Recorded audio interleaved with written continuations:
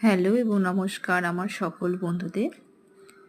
আজকে আমি একটি সিম্পল হেলদি ব্রেকফাস্ট রেসিপি দেখাবো। তো সবার প্রথমে আলু আর ছোলা সেদ্ধ করে নিয়ে এরপর সেদ্ধ আলু ছোট ছোট পিস করে নিয়েছি। এরপর পেঁয়াজ, কাঁচা লঙ্কা, শসা, গাজর আর ধনেপাতা নিয়েছি। আর নিয়েছি স্বাদ মতো বিট লবণ আর লেবু রস।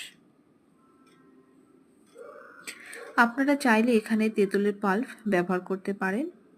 আর নিয়েছি স্বাদ মতো সামান্য চিনি। সব উপকরণ ভালো করে মিশিয়ে নিলেই আমার সিম্পল হেলদি ব্রেকফাস্ট ডান। আর বলে রাখছি বন্ধুরা যে আপনারা যারা পেঁয়াজ খান না তারা পেঁয়াজটাকে অ্যাভয়েড করতে পারেন আর চিনিটাকেও অ্যাভয়েড করতে পারেন। এতে স্বাদের কিছু হেরফের হবে না। তো বন্ধুরা আপনারাও এভাবে বাড়িতে তৈরি করতে পারেন।